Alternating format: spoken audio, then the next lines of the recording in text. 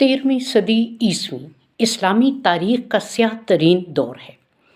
اس دور میں تاتاریوں کے جبر و استبداد اور جور و ستم سے عالم اسلامی پر جو تباہی و بربادی نازل ہوئی، دیکھتے ہی دیکھتے اکثر ایشیائی ممالک اس کی لپیٹ میں آ گئے۔ ایلخانی فتنے کے نتیجے میں عباسی خاندان کی تباہی و بربادی ہوئی۔ لاکھوں کی تعداد میں عباسی لشکر اور اہل بغداد تاتاریوں کی تیغ سے ہلاک ہوئے اور عرب کی شان و شوکت صفائے ہستی سے مٹ گئی۔ مستعصم باللہ کی تباہی اور سلطنت عباسیہ کے زوال سے عرب و عجم میں طوائف الملوکی اور مطلق العنانیت کے دور کا آغاز ہوا۔ جب تک عرب میں اسلامی حکومت کی بنیادیں استوار رہیں تو کسی کو مرکز سے بغاوت کرنے کی جرأت نہ ہوئی، لیکن جوں ہی یہ بنیادیں متزلزل ہوئیں تو ہر طرف سے انا ولا غیری کی صدائیں بلند ہونے لگیں۔ ہر ظالم و جابر حکمران خود کو ذل الہی سمجھنے لگا۔ یہ وہ دور تھا جب عوام کو خود سر اور خدا فراموش شہنشاہوں کی جھوٹی عظمت سے مرعوب کرنے کے لیے جمعہ کے خطبوں میں السلطان ذل الہ من اکرمہ اکرمہ اللہ کا باقاعدہ اعلان کیا جاتا تھا۔ ایسے دور میں سلطان اپنے ذاتی عیش و عشرت اور شاہانہ ٹھاٹ باٹ کی خاطر بیت المال کو بے دریغ لٹانا، رعایا کی جان و مال سے کھیلنا، انسانی حقوق کو بے دردی سے پامال کرنا اپنا حق سمجھتے تھے۔ ایسے حکمرانوں کے سامنے کلمہ حق کہنا جان جوکھوں کا کام تھا۔ ایسے دور میں ایک ایسی شخصیت سامنے آتی ہے جو بڑے بڑے شاہان ذی حشم کے سامنے نہایت بے خوفی اور بے باکی سے کلمہ حق بلند کرنے کا فریضہ انجام دیتی ہے۔ اپنے دور کے عمال اور حکام کی تنبیہ اور تادیب کے لیے جرأت مندانہ اور مصلحانہ کردار ادا کرتی ہے۔ یہ شخصیت تاریخ کے اوراق میں سعدی شیرازی کے نام سے جانی جاتی ہے۔ سعدی شیرازی نے اخلاقیات کے موضوع پر جو کچھ لکھا اس کی عالمی ادب میں مثال نہیں ملتی۔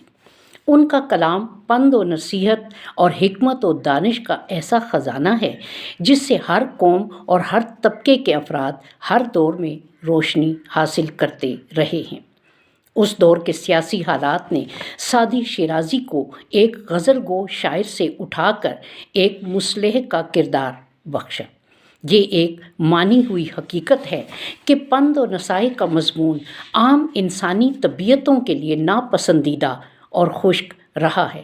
خاص طور پر خود پسند اور بد دماغ حکمرانوں کی اصلاح انتہائی کٹھن اور صبر آزما کام ہے۔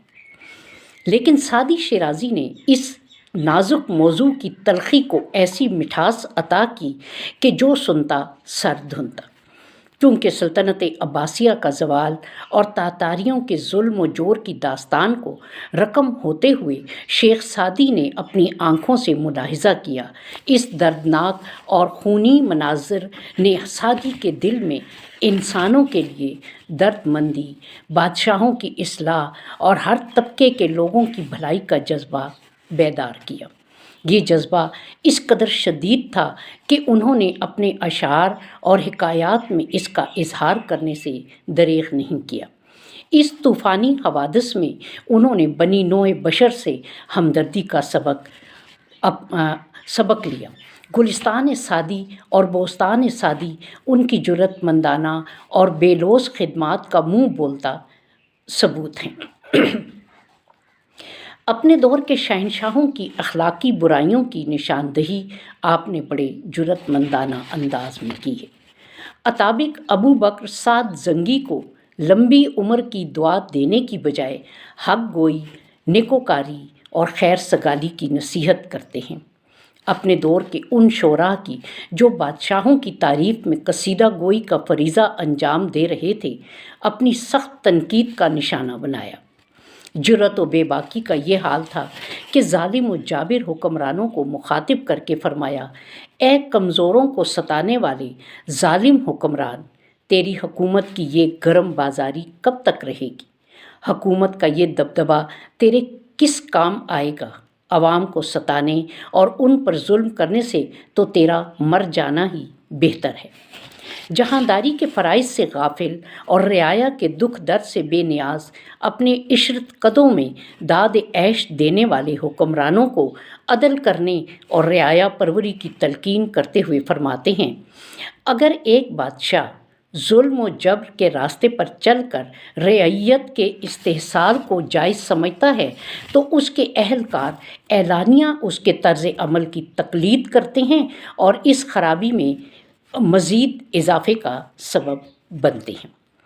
روم کے ایک ظالم بادشاہ کو ظلم کے عبرتناک انجام سے خبردار کرتے ہوئے فرماتے ہیں، ستم پیشہ بادشاہ ایک خون خوار بھیڑیے سے کسی طرح کم نہیں ہوتا۔ ایسا حکمران اپنے ظالمانہ طرز عمل سے اپنی حکومت کی بنیادیں خود ہی کھوکھلی کرتا ہے۔ شیخ سعدی کا کہنا ہے کہ جو بادشاہ زیر دستوں پر ظلم روا رکھتا ہے، جنگ کے موقع پر اس کا واسطہ ہمیشہ زبردست دشمن سے ہوتا ہے۔ ہاں، اگر بادشاہ رعیت کا بہی خواہ اور انصاف پرور ہو تو دشمن اسے کوئی ضرر نہیں پہنچا سکتا، اور پھر وہی رعایا دشمن کے مقابلے میں فوج کا کردار ادا کرتی ہے۔ جب حاکم کسی مصاحب کے مشورے پر چلتا ہو تو مصاحب کو بھی ہمیشہ اچھا مشورہ ہی دینا چاہیے اور کوئی ایسی بات نہیں کہنی چاہیے جس سے کسی کا نقصان ہو۔ اس نصیحت میں عام لوگوں کے لیے بھی سبق ہے۔ ہر کے شاہ آں کنت کے او گوید، حیف باشد کے جز نکو گوید۔ شیخ سعدی نے اپنے طبعی استغنا کی بنا پر سلاطین و امراء اور وزراء کی بارگاہوں سے وابستہ ہونے کی کبھی کوشش نہیں کی۔ وہ سلطانوں کے قرب سے ہمیشہ بیزار رہے۔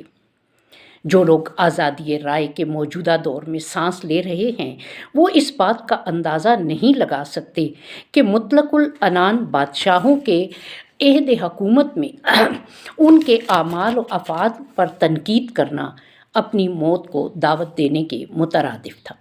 مگر شیخ سعدی ایک ایسے مجاہد قلم تھے کہ ہر مرحلے میں کلمہ حق ادا کرنے کا فریضہ نبھایا، ہر قسم کے خطرات سے بے نیاز ہو کر جہاد بالقلم کرتے رہے، چنانچہ حق گوئی کی ایسی مثال قائم کی کہ جس کے نقوش ہمیشہ جگمگاتے رہیں گے۔ کیا آج کے دور میں علماء و مشائخ خوف جاں سے بے نیاز ہو کر اہل اقتدار کو ٹوکنے اور سعدی کی طرح انہیں امر حق کی تلقین کرنے کی جرأت رکھتے ہیں؟ یقیناً ایسا نہیں۔ آج جو لوگ مسند اصلاح و ارشاد پر فائز ہیں وہ امر بالمعروف نہی عن المنکر کی ذمہ داریوں کا دعویٰ کرتے ہیں۔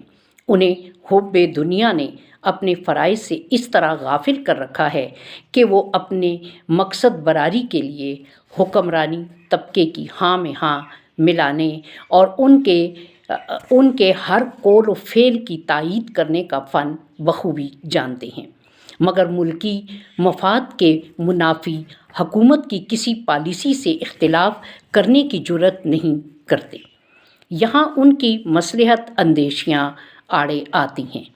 یہاں یہ تسلیم کیے بغیر چارہ نہیں کہ جابر و قاہر حکمرانوں کے روبرو کلمہ حق کہنے کے لیے جرأت و ہمت کا جو معیار شیخ سعدی نے قائم کیا وہ نام نہاد شیوخ کے بس کی بات نہیں۔